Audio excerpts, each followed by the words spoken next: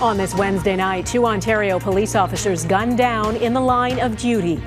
This is a heartbreaking time for our police service. The victims, the suspect, and the deadly confrontation. What Alberta's Premier claims about the unvaccinated. They have been the most discriminated against group that I've ever witnessed. The facts and the reaction. Endometriosis patients' plea for help. It is such a challenging disease to understand. The costly delays in diagnosing the painful chronic condition. And the race between flying car companies. Competition soars to take our commute to the sky.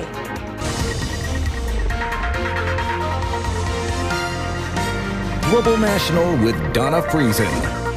Good evening and thanks for joining us. We begin tonight with a devastating crime in a small Ontario town. 2 police officers were shot and killed while responding to a call at a home in Innisfil, Ontario. It's a town on the shore of Lake Simcoe, about an hour and a half north of Toronto. Constables Morgan Russell and Devon Northrup were rushed to hospital last night but did not survive. A 23-year-old suspect who police say exchanged gunfire with those officers died at the scene. Mike Drolet is near the crime scene in Innisfil. Mike? Donna, it was described as pandemonium on this quiet street. Some residents say the idea of a shootout seems so far-fetched they thought all the commotion was for someone having a heart attack. But 2 cops killed? No, they said, certainly not here. The air ambulance carrying Constable Morgan Russell landed at the trauma center in Toronto just before midnight. He died early Wednesday morning, a heartbreaking end to a deadly confrontation in the previously quiet town of Innisfil, just north of Toronto. Words cannot describe our grief. Police say they received a complaint for a disturbance, although they won't say what it was. Once inside the home, Russell and his partner Devon Northrup went to the basement. There was an exchange of gunfire between 2 officers and the man, and that man was pronounced deceased at the scene. Global News has identified the suspect as 23-year-old Chris Doncaster. Neighbors say he had been staying in the basement of the home owned by his grandparents, who were upstairs when the gunfire began. Unsettling and disheartening to have a cop shot right on your street, you know. But that's what this world is coming to. Just more and more violence. Violence begets violence. It's been a particularly heartbreaking month for law enforcement in Ontario, with Russell and Northrup becoming the 3rd and 4th officers killed in the line of duty. I know the families of people who serve are always worried for their loved ones. Please know that we stand with you as families.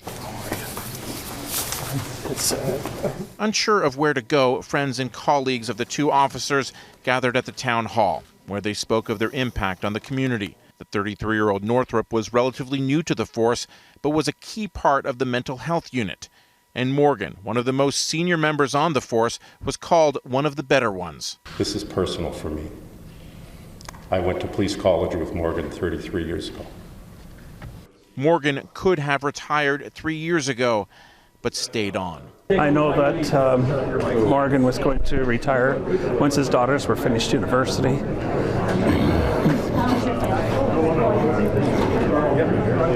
They were almost there. The SIU are now involved, so police are extremely limited in what they can say, but people here, including the former colleagues of the 2 officers killed, are desperate to understand what happened in that basement. Donna? Mike Drolet in Innisfil, Ontario. Thanks.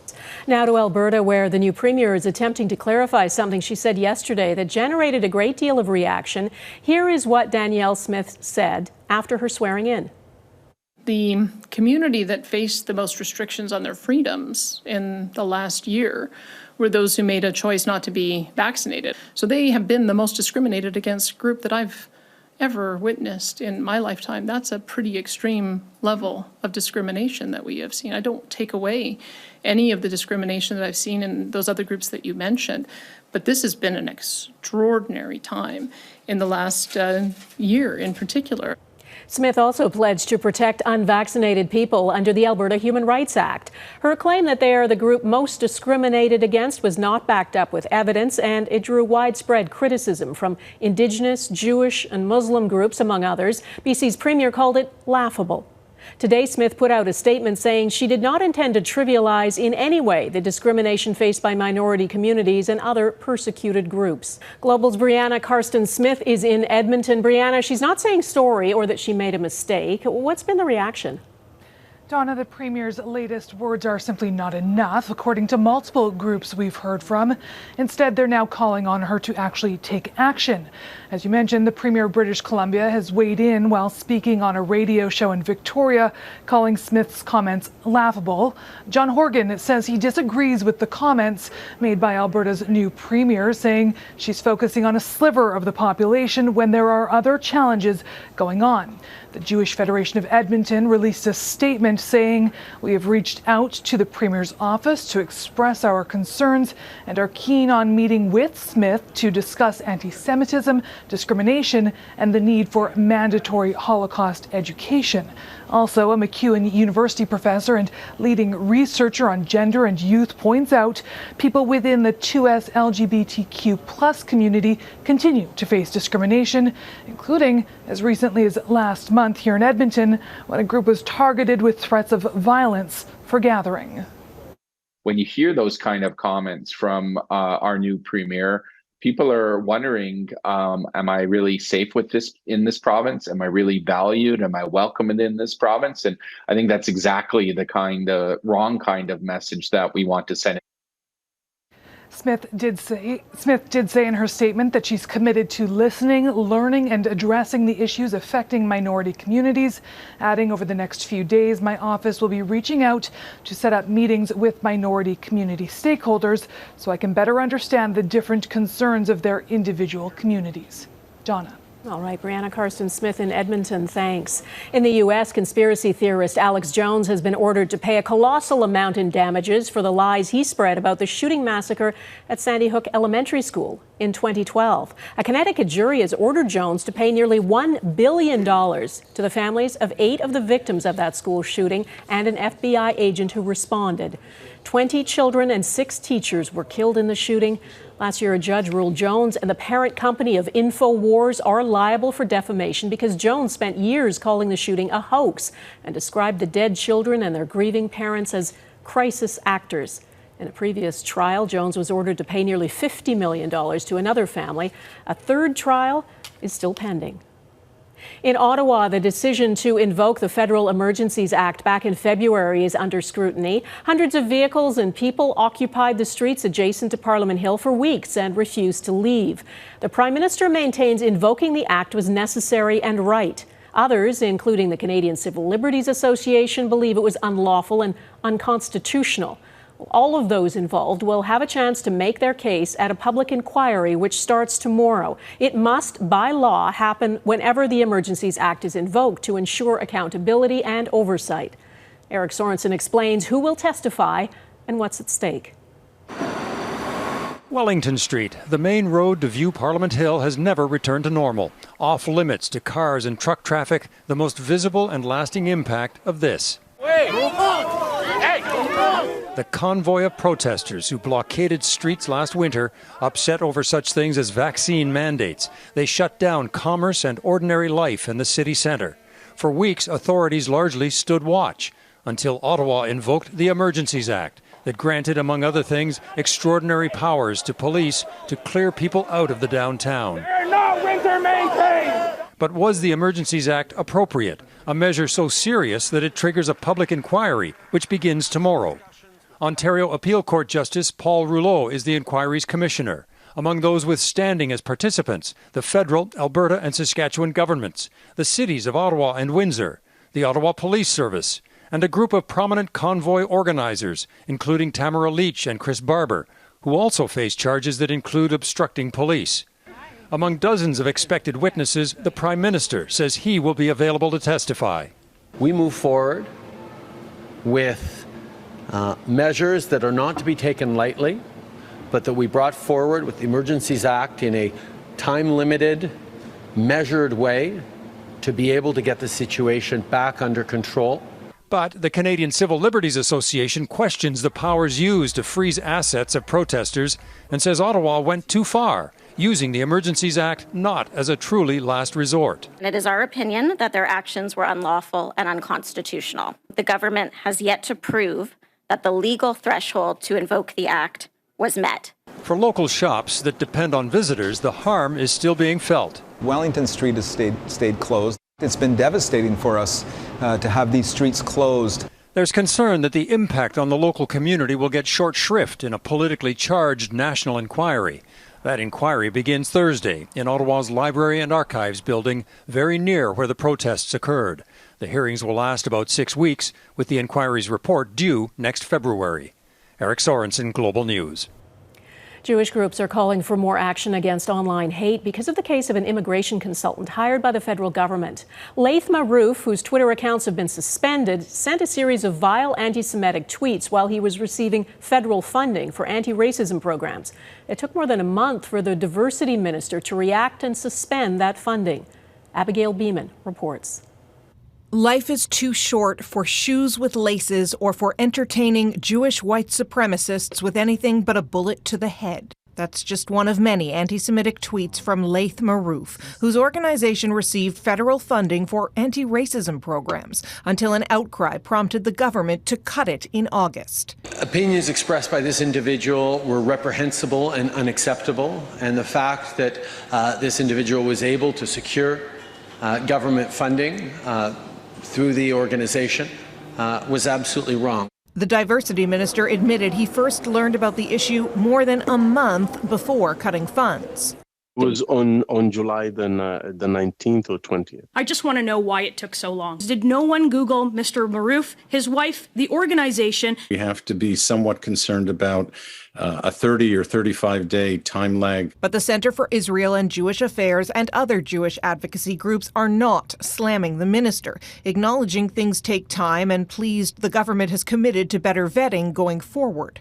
Several groups are calling for the CRTC to cut payments that Maroof's organization receives to participate in matters heard by the commission. What applies to government, essentially using taxpayer funds, should extend to all crown corporations. All this against a backdrop of rising anti-Semitism. Our 2021 audit is the highest number of anti-Semitic hate crimes and hate incidents that have ever been recorded by B'nai B'rith. There's a push for swifter action from the government for its proposed online anti-hate legislation. While at least 2 of Maroof's Twitter accounts were suspended, we need you to take down those Zionists who appointed themselves as your leaders. He finds other platforms defending himself and doubling down in this YouTube video. Prime Minister Trudeau's false accusations against me fall under hate propaganda in the Criminal Code of Canada. It is a charge worth 2 years of jail time. We asked the diversity minister for an interview about why it took more than a month to cut funding. His office didn't even respond to our request. Abigail Beeman, Global News, Ottawa. More aid for Ukraine coming up, what Canada and other NATO allies are sending to help in the fight against Russia.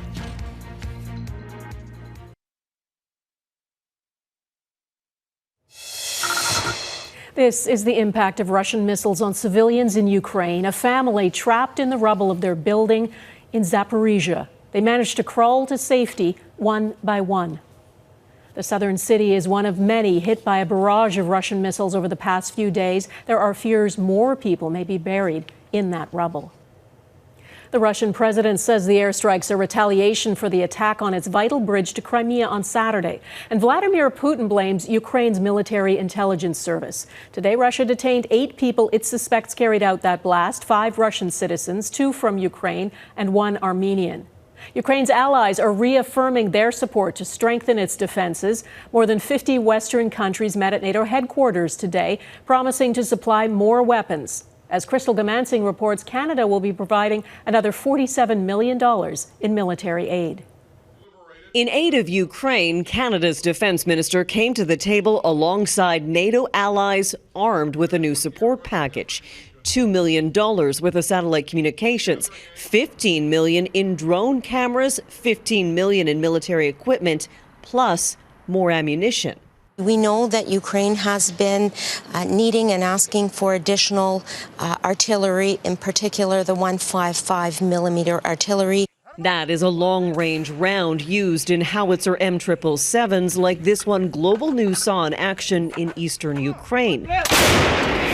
Frontline resupplies are desperately needed as Ukraine continues its offensive to reclaim territory from invading Russian forces. Priority right now, however, is aerial protection. Ukraine's prime minister says over the past 3 days, it has seen 128 strikes. At least 27 energy infrastructure sites have been attacked.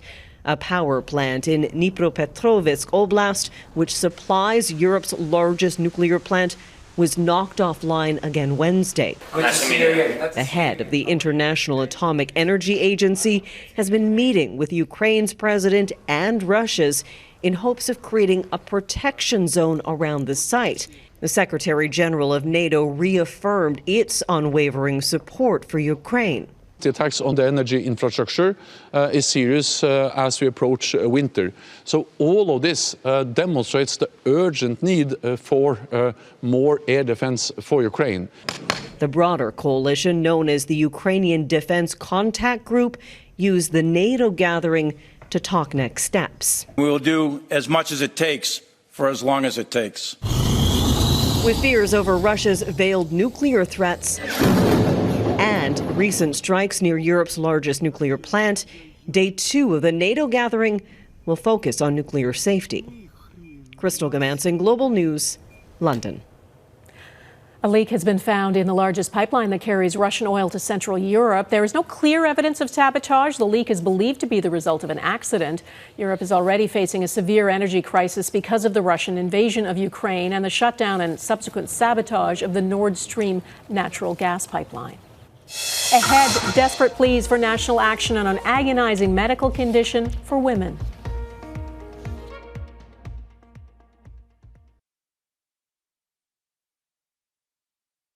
Endometriosis is a painful and complex disease that affects 1 in 10 girls and women and an unknown number of transgender and gender-diverse people. Many spend years struggling to get a proper diagnosis, dismissed by doctors and failing to get access to appropriate care. As Jamie Morocker explains, advocates say it's time that changed. Colby Morley says for almost 2 decades, she was ignored by doctors. Honestly, it goes back to being like 14 and having a lot of pain and going to the emergency room and no one ever knowing what's wrong with me and being told it's in my head, it's stress. It wasn't until last year the now 33-year-old was diagnosed with endometriosis, a condition where tissue similar to that found in the uterine lining grows outside of it, causing extreme pelvic pain, soreness during sex, heavy menstrual bleeding, cramping, and even infertility. There are common symptoms, but it affects everybody so individually that it really is, I think, part of why it is such a challenging disease to understand and to help treat. In Canada, diagnosis delays have become an unfortunate norm, ranging from 5 to 20 years, a cost that rings in at almost $2 billion annually in doctor's appointments, hospital visits, transportation, and even missed work or school. It's a very multifaceted problem, so that it starts with, first of all, not being able to even discuss women's health issues, issues around period pain, and the difficulties around understanding chronic pelvic pain in general.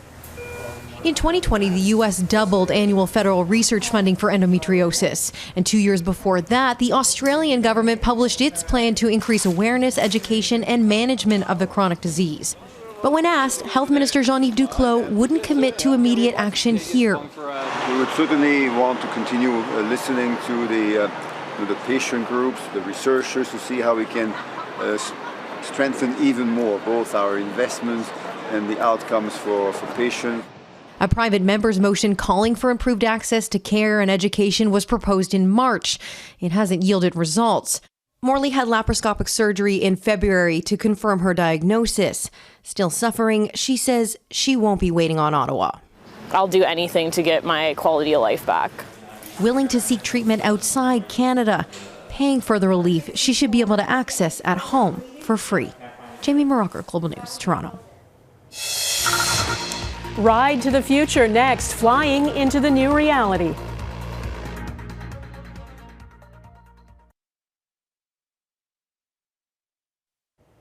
Flying cars long ago stopped being the stuff of science fiction. A race is underway to develop them and make them commercially viable. Hundreds of millions of dollars are being spent, and many prototypes of aerial vehicles are being tested, getting closer to becoming an everyday reality. As Ross Lord reports, one flying car made its public debut this week above the streets of Dubai. This is a new entry in an old contest, mastering the production of flying cars. Will be the very important base for the next generation flying car. The Chinese company XPeng says its X2 model can travel up to 130 kilometers an hour, emitting zero carbon dioxide, and could perform as a personal vehicle or for air patrols and emergency rescues. XPeng says the X2 has a foldable rotor mechanism for going back and forth between driving and flying, reaching new heights in a long-standing cultural obsession. Didn't you ever space ski to school when you were a kid, Mom? It's the only way to live in cars. Some previous prototypes might be considered laughable today, like this one from the 1940s that simply welded a small car to the bottom of a plane. Flying cars are now at the center of a global spending spree that includes the major automakers and individual developers, like Canada's Marcus Lang. Here she goes! He's taken his idea from Ontario to California's Silicon Valley. I think we've all had dreams of complete three-dimensional freedom. XPeng says mass production of the X2 will start by 2024. The flying cars selling for about $150,000 apiece. Technology that was predicted a long time ago could finally be coming true. Ross Lord, Global News. And that is Global National for this Wednesday. I'm Donna Friesen. Tonight's Your Canada is Huntsville, Ontario. We'd love to see your Canada. Please email it to us. And thanks for watching. Hope to see you here again tomorrow. Bye-bye.